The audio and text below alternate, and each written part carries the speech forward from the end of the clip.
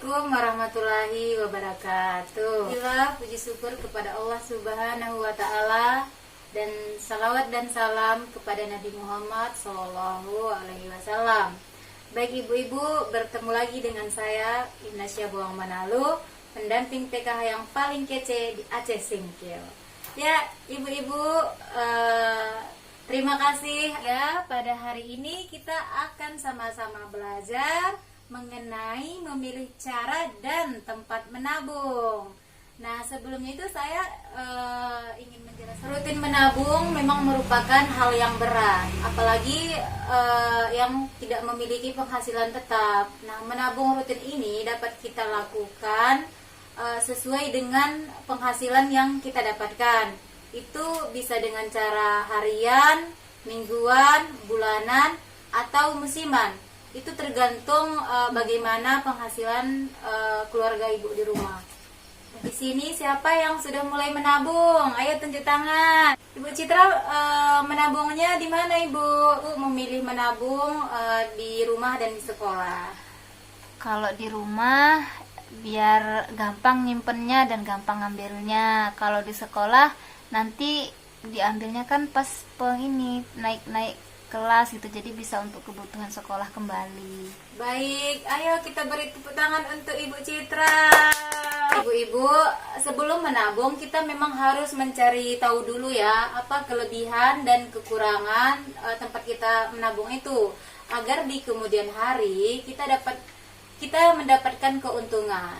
Baiklah ibu-ibu yang berbahagia, mari kita lihat sama-sama ke depan lagi ya. Nah, di sini ada tempat menabung. Di sini ada dijelaskan kelebihan dan kekurangannya. Nih, contoh pertama ini artinya kalau contreng ini itu yang kita dapatkan, kemudian yang silang ini yang tidak kita dapatkan dari tempat menabung tersebut. Nah, yang pertama ini di rumah atau celengan, lokasinya mudah, itu kan? Oke, didapatkan. Setoran harus rutin. Kalau di rumah tidak ya ibu-ibu ya. Kemudian bisa diambil sewaktu-waktu. Iya. Kemudian ada biaya administrasi? Tidak. Kemudian mendapatkan bunga? Tidak. Ada risiko dicuri? Iya. Dan selanjutnya di sekolah lokasinya mudah. Setoran tidak harus rutin. Kemudian bisa diambil sewaktu-waktu.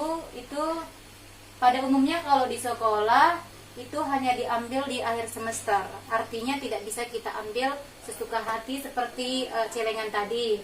Kemudian tidak memiliki biaya administrasi, tidak mendapatkan bunga, tidak ada resiko untuk dicuri. Kemudian selanjutnya di sini ada arisan. Nah, kalau arisan ini ya ibu-ibu ya, lokasinya mudah dijangkau. Tapi setorannya itu harus rutin. Itu biasanya sudah ditentukan ya ibu-ibu. Ini pasti banyak yang arisan di sini ya ibu. Ya pasti sangat paham lah kalau tentang arisan ini. Dia ada yang per minggu, ada bulanan juga. Kemudian ini tidak bisa diambil sesuai dengan keinginan kita. Kemudian ada biaya administrasinya. Tapi biasanya kalau di arisan ini biaya ADM-nya itu lebih kecil. Kemudian biaya bunganya itu tidak ada, resiko dicuri itu tidak ada. Kemudian yang selanjutnya ini ada kelompok simpan pinjam, kemudian koperasi, bank pasar. Ini bisa ibu lihat, perhatikan sendiri. Bisa dipahami ya ibu-ibu ya? Baiklah ibu-ibu, setiap tempat menabung itu memang memiliki kelebihan dan kekurangan. Nah, makanya kita harus pandai menentukan dan memilih di mana kita harus menabung agar tujuan menabung itu dapat tercapai.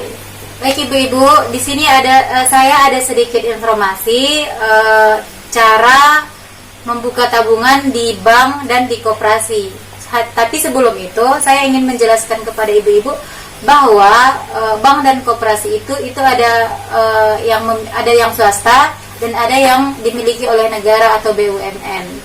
Nah, untuk membuka tabungan di bank ini di sini ada persyaratannya ya. Yang pertama itu kita harus menunjukkan kartu pengenal diri kita atau sering dikatakan dengan KTP. Kemudian yang kedua di sini katanya kita itu harus mengisi formulir yang telah disediakan oleh bank. Dan yang terakhir itu kita ada membayar setoran awal minimal. Itu biasanya setiap bank memiliki yang berbeda-beda ya Bu ya. Kalau saya sendiri pengalamannya waktu itu saya mengurus buku tabungan di Bank BRI. Saya itu pertama bayar itu harus minimal ada 50.000. Nah, kalau saya langsung dengan ATM-nya itu biasanya saya bayar 100.000, tapi 50.000-nya itu masuk ke buku tabungan kita ibu-ibu gitu. Itu untuk kita tetap kayak gitu. Kemudian kalau koperasi pertama kita juga harus menunjukkan identitasnya atau KTP, kemudian mengisi formulir keanggotaan. Nah, kalau di koperasi ini dia ada formulir keanggotaan yang harus kita isi ya ibu-ibu ya. Kemudian membayar simpanan pokok. Nah, simpanan pokok ini itu biasanya kita hanya membayar sekali selama menjadi anggota koperasi. Kemudian